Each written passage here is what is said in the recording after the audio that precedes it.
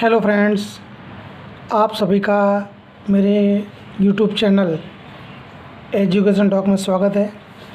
आज हम गुजरात माध्यमिक एवं उच्चतर माध्यमिक शिक्षा बोर्ड कक्षा 12 हिंदी मीडियम विषय वाणिज्य व्यवस्था, जिसे इंग्लिश में बिजनेस एडमिनिस्ट्रेशन के नाम से जाना जाता है, विषय के अंदर आज हम चैप्टर 2 संचालन के सिद्धांत, उसके अंदर आज हम इस चैप्टर का आखिरी टॉपिक पढ़ने वाले हैं, जिसका नाम है पीटर एफ ड्रकर का संचालन के क्षेत्र में योगदान। यानी कि संचालन के क्षेत्र में पीटर एफ ड्रकर के द्वारा क्या योगदान दिया है, इसकी आज हम चर्चा करने वाले हैं।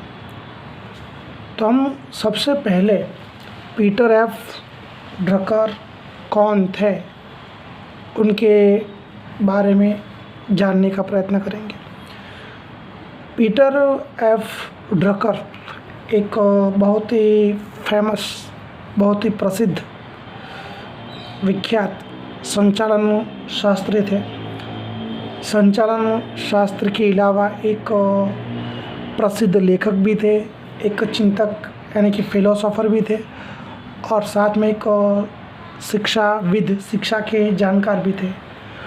पीटर एफ ड्रकर का जो समय है वो समय काल 1909 से 2005 का माना जाता है।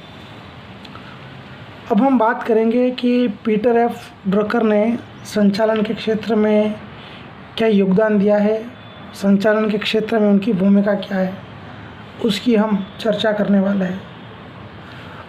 तो हम सभी जानते हैं कि वैश्वीकरण के कारण पूरे विश्व की जो व्यावसायिक व्यवस्था थी, व्यापार व्यवस्था थी, उसमें ढेर सारे परिवर्तन हुए थे।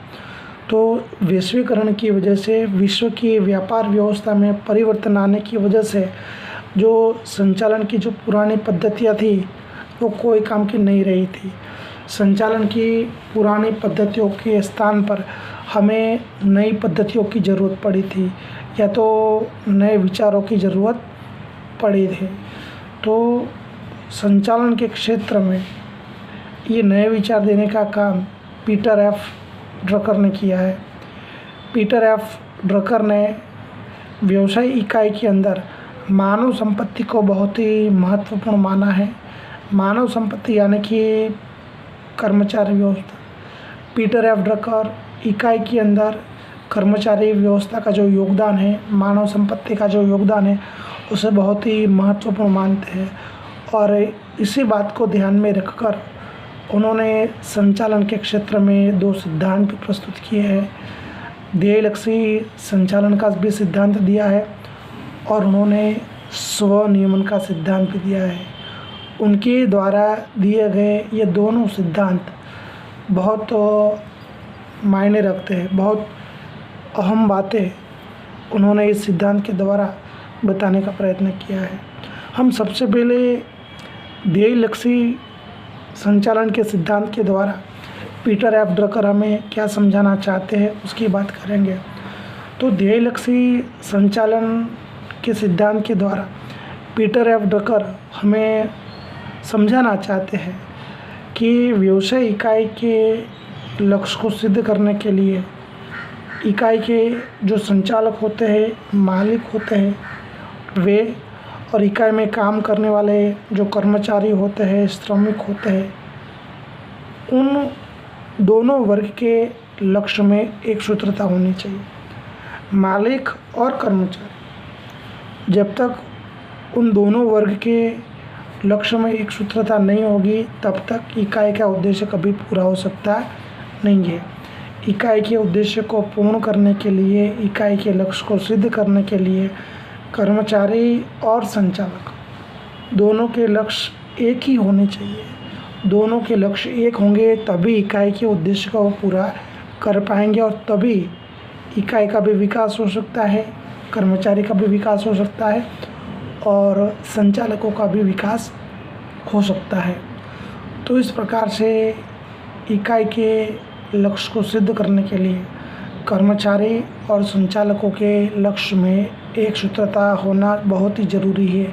यह बात उन्होंने ध्येय लक्ष्य संचालन के सिद्धांत के द्वारा समझाने का प्रयत्न किया है।